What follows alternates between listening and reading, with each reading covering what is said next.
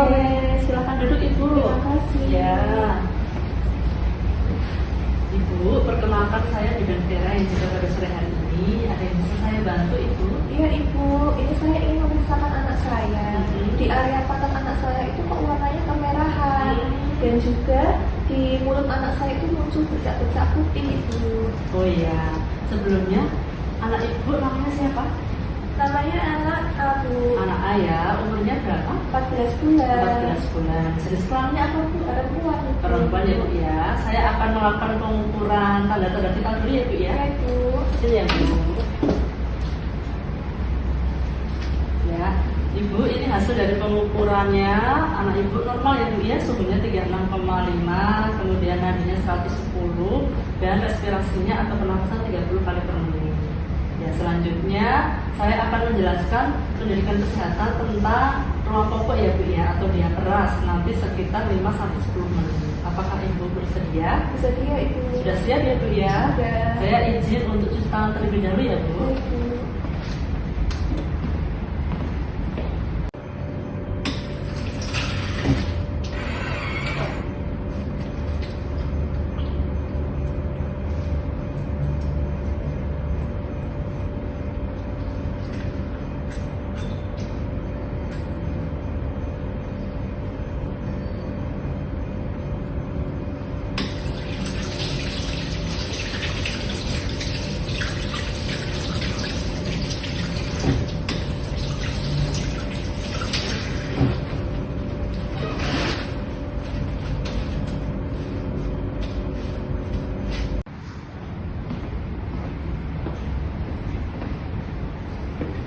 Saya lanjutkan ya Bu ya.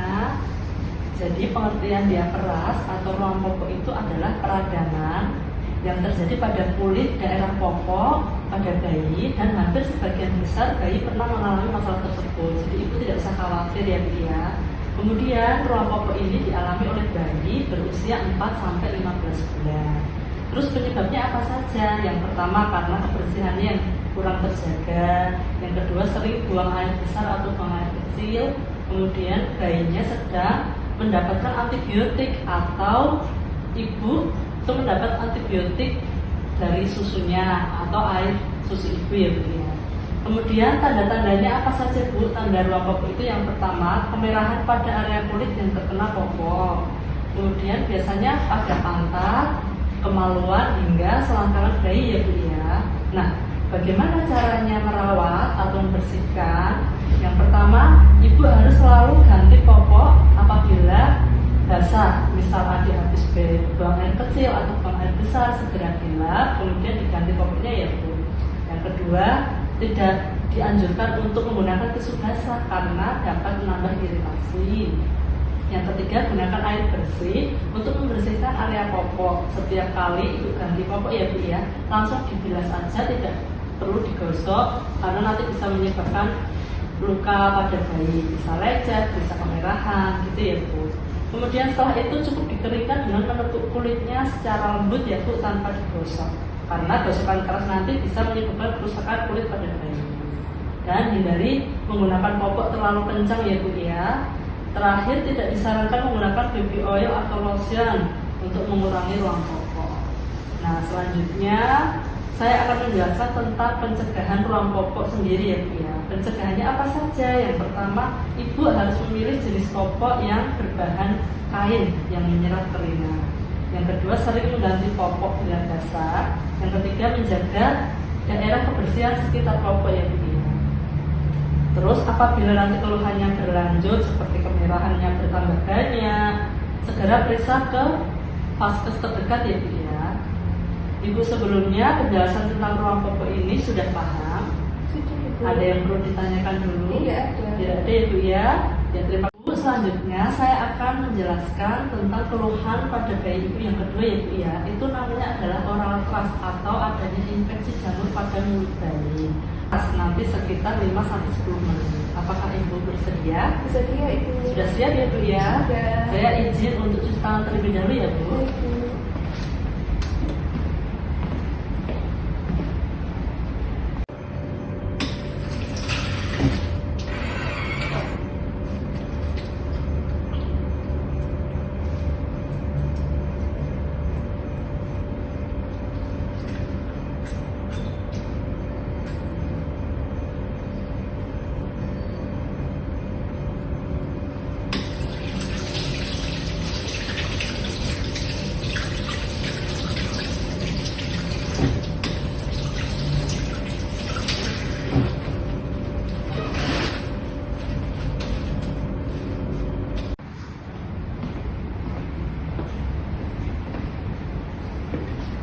Dilanjutkan ya Bu ya.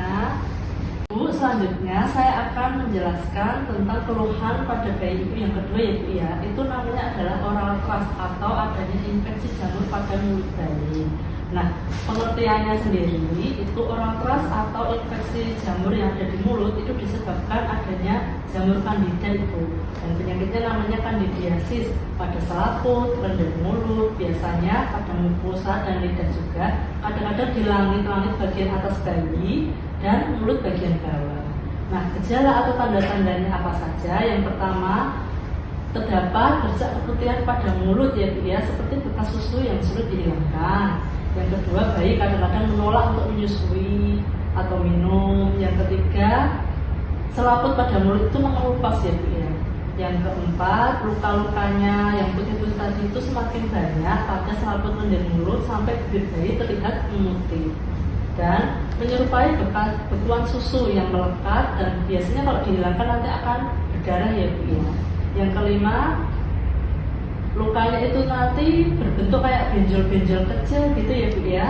Itu bisa menyerang dari bayi sampai anak-anak, bisa berlangsung agak lama hingga beberapa tahun ya Bu ya. Nah, yang keenam, bayi juga bisa demam, suhunya bisa mencapai 40 derajat Celcius. Kemudian bayi tidak mau makan atau bila makan dimuntahkan dan tidak mau susu botol atau ASI dan dia rewel atau gelisah terus. Kemudian bayi banyak mengeluarkan air liur ibu dari biasanya karena secara psikis dia akan rewel.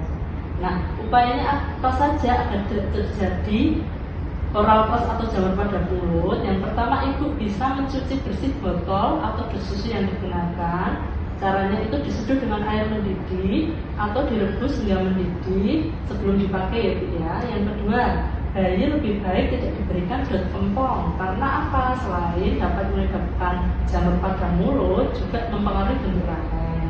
Yang ketiga, jika bayi menetes atau menyusui ibu, sebaiknya memang puting susu ibu diberikan terlebih dahulu agar terhindar dari jamur pada bayi, juga menjaga kebersihan ibu sendiri.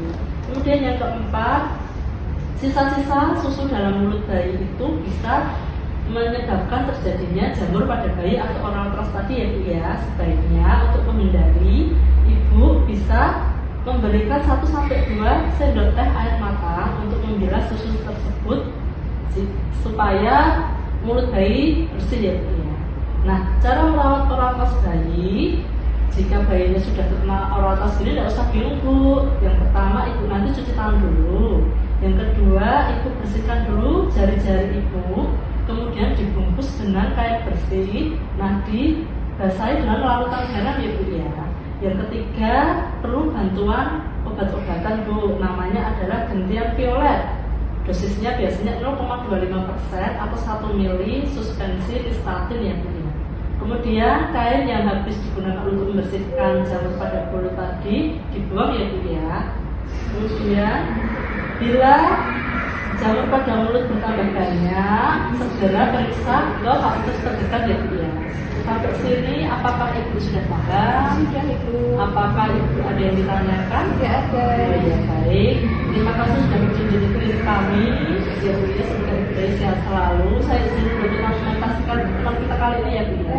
Terima kasih. Terima kasih Bu.